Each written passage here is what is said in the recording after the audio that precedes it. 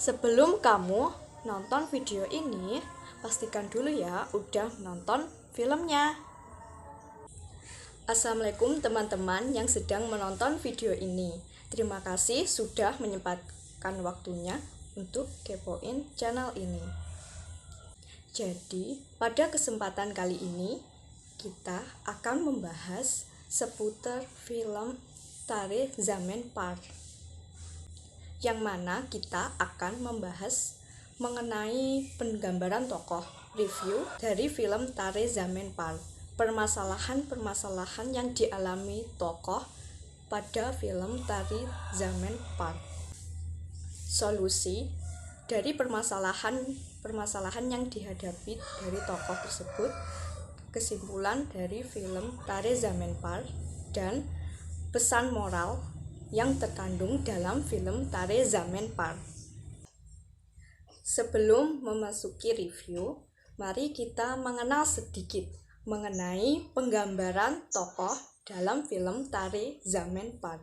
Sosok Ihsan memiliki karakter sebagai anak yang sulit mengikuti pembelajaran di kelas, namun selalu ceria, ekspresif, dan suka berimajinasi.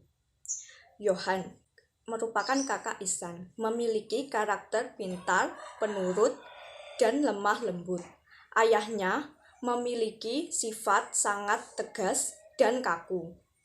Berbeda dengan sang ayah, sosok sang ibu berkarakter lemah lembut dan berpengertian. Adapun Pak Ram Nehum, guru Ihsan, digambarkan sebagai sosok yang peka, sabar, dan berjiwa sosial. Selanjutnya, kita akan beralih ke review film Tare Zameen Par. Setiap anak adalah spesial. Mungkin itulah kata yang tepat jika kita membahas tentang film Tare Zameen Par ini. Tare Zameen Par dalam bahasa Indonesia berarti seperti bintang-bintang di langit. Film ini berkisah tentang anak laki-laki istimewa bernama Ihsan Nandeskor Awasthi yang mengalami disleksia, yaitu salah satu tipe dari kesulitan belajar. Disleksia menyebabkan seseorang mengalami kesulitan dalam membaca maupun menulis karena adanya gangguan pada otak sejak lahir. Ihsan tidak bisa mengikuti kegiatan di sekolah dengan baik. Ihsan juga sering dicap sebagai anak yang nakal, bodoh, dan pemalas oleh guru-gurunya. Pada usianya, Ihsan belum bisa menghafal angka maupun huruf dengan benar, tidak bisa mengenali huruf, sulit membedakan antara D dengan B atau P, membedakan suku kata yang bunyinya hampir sama, seperti top dengan pot atau ring dengan sing. Selain itu, Ihsan juga kesulitan dalam menulis dengan benar dan rapi sesuai dengan ejaan, membaca sesuai ejaan yang benar dan jelas, menulis huruf secara terbalik sehingga membuat orang yang membaca tulisannya kebingungan, bahkan kesulitan dalam memahami instruksi, juga merespons tindakan dan stimulus tertentu dalam mengerjakan suatu hal yang biasa dilakukan oleh anak seusianya. Jika dibandingkan dengan teman-teman sebayanya, kemampuan akademis Ihsan di sekolah bisa dibilang sangat ketinggalan. Adapun masalah mulai muncul ketika keluarga Ihsan yang tidak menyadari bahwa Ihsan adalah anak dengan kebutuhan khusus. Keluarganya, terutama sang ayah, selalu menuntut Ihsan untuk terus belajar dan meraih nilai yang tinggi. Namun, dengan keterbatasannya itu, siapa sangka tersimpan kemampuan besar yang tidak semua orang miliki. Tetapi hukuman, tekanan, ambisi, nilai, serta pemahaman yang kurang dari guru dan orang tuanya yang selalu membanding-bandingkannya dengan kakaknya yang berprestasi menyebabkan dirinya selalu melakukan kesalahan yang sama berulang-ulang. Terlebih lagi, setiap kesalahannya akan selalu diimpaskan dengan hukuman. Hukuman terbesar yang diterimanya yaitu dijauhkan dari keluarganya dengan memindahkannya ke sekolah asrama, yang mana ini membuatnya lebih tertekan, depresi, murung, dan bahkan menyembunyikan kemampuan melukisnya. Sekolah barunya tidak jauh berbeda dari sekolah lamanya, yang selalu menuntut nilai, ambisi, persaingan, kompetisi, dan kesempurnaan di tengah dirinya yang jauh dari kata memahami tulisan. Tidak berselang lama muncullah seorang guru seni sementara di sekolah asrama bernama Ram Shankar Nehum. Pak Nehum ingin mengembalikan sifat Ihsan yang ceria dan kreatif. Ia selalu memberi dukungan dengan mengatakan bahwa Ihsan pasti akan menjadi orang hebat dan sukses. Pak Nehum mulai berusaha, salah satunya dengan cara membujuk kepala sekolah untuk memberi satu kesempatan kepada Ihsan agar dapat menunjukkan potensinya. Tak berhenti di situ, Pak Nehum berjanji akan mendampingi Ihsan belajar membaca dan menulis dengan sabar serta intensif. Seiring berjalannya waktu, Ihsan mulai menunjukkan perkembangan. Perlahan Ihsan dapat menulis dan membaca sehingga membuat bangga Pak Nehum. Tak berhenti di situ, Pak Nehum memiliki sebuah ide untuk mengadakan lomba melukis di sekolah, yang mana lomba ini akan dihadiri oleh murid-murid dan para guru. Melalui lomba tersebut, seluruh murid dan para guru terkejut dan terheran-heran melihat hasil karya Ihsan yang sangat indah. Bahkan karyanya mengalahkan karya terbaik kedua. Tidak ada satupun orang yang menyangka bahwa Ihsan memiliki bakat dalam melukis di samping kekurangannya yaitu disleksia. Adapun permasalahan-permasalahan yang dihadapi tokoh dalam film Tare Zameen Par tersebut. Yang pertama, tokoh utama Ihsan Awasthi mengalami disleksia, yaitu kesulitan dalam gangguan belajar dalam hal membaca, menulis, menghitung.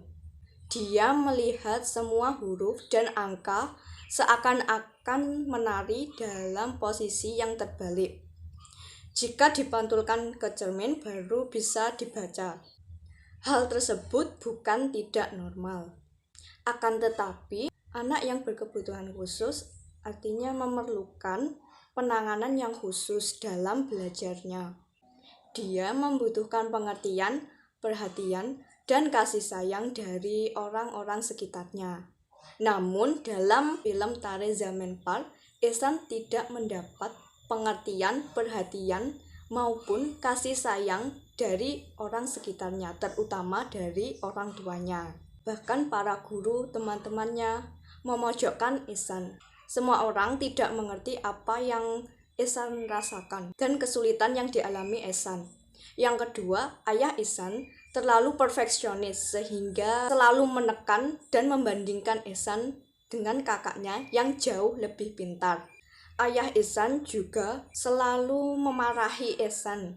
Keegoisan ayahnya inilah yang membuat kondisi psikologis Ihsan makin tertekan. hingga sikapnya berubah drastis menjadi lebih pendiam, murung, dan ketakutan. Yang ketiga, para guru menganggap Ehsan adalah anak yang pasif dan tidak bisa mengikuti pembelajaran.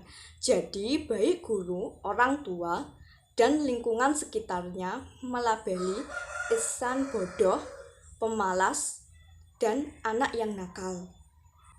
Adapun kebanyakan metode pembelajaran yang diajarkan pada Ehsan tidak sesuai dengan gangguan disleksia yang dimiliki Ehsan. Jadi Ehsan terkesan menjadi anak yang malas dan tidak mau belajar. Adapun solusi yang dapat kita ambil dari permasalahan-permasalahan yang dihadapi tokoh di film Tare Zameen Par. Dengan diagnosis sejak dini dan penanganan yang tepat, orang tua dapat meminimalisir resiko kesulitan belajar dan perkembangan anak. Selain itu, penting juga bagi orang tua untuk memberikan dukungan moral dan emosional bagi anak pengidap disleksia agar anak dapat berhasil belajar dengan baik. Sedangkan para guru hendaknya melakukan pendekatan intensif dengan siswanya dan menggunakan metode pembelajaran yang kreatif agar siswa tidak merasa cepat jenuh. Hal ini dapat kita lihat dari metode pembelajaran Pak Nikum untuk Ehsan dengan disleksia, yaitu dengan cara pendekatan bertahap, mencari solusi dengan mencari tahu apa yang terjadi pada anak tersebut. Kemudian ia membimbing, memberi motivasi, dorongan, kasih sayang, dan kelembutan. Jadi di sini baik guru dan orang tua harus mempunyai pengetahuan mengenai anak berkebutuhan khusus agar tidak terjadi kesalahan dalam penanganan anak yang tidak sama dengan anak lain pada umumnya. Apalagi di sini guru harus benar-benar diedukasi terkait kelainan pada anak. Adapun kesimpulan dari film Tare Zameen Par. Di dalam film Tare Zameen Par ini, masyarakat menganggap bahwa syarat orang yang mampu berkompetisi adalah orang-orang yang normal dan selalu mendapatkan nilai yang tinggi dan memuaskan. Padahal setiap anak dilahirkan dengan keterampilan yang unik sesuai dengan passion mereka masing-masing. Orang tua tidak seharusnya mengeksploitasi anaknya untuk menjadikan anak memenuhi ambisi mereka, karena hal tersebut dapat merusak mental dan bakat seorang anak. Jadi, dampak komunikasi interpersonal yang terjadi antara guru dengan siswa disleksia awalnya kurang efektif karena guru-guru yang mengajar Ehsan belum memahami kalau Ehsan ternyata mengalami disleksia. Sampai akhirnya datanglah Pak Ram Sankar Nihum sebagai guru yang juga mempunyai riwayat penyakit disleksia dalam hidupnya.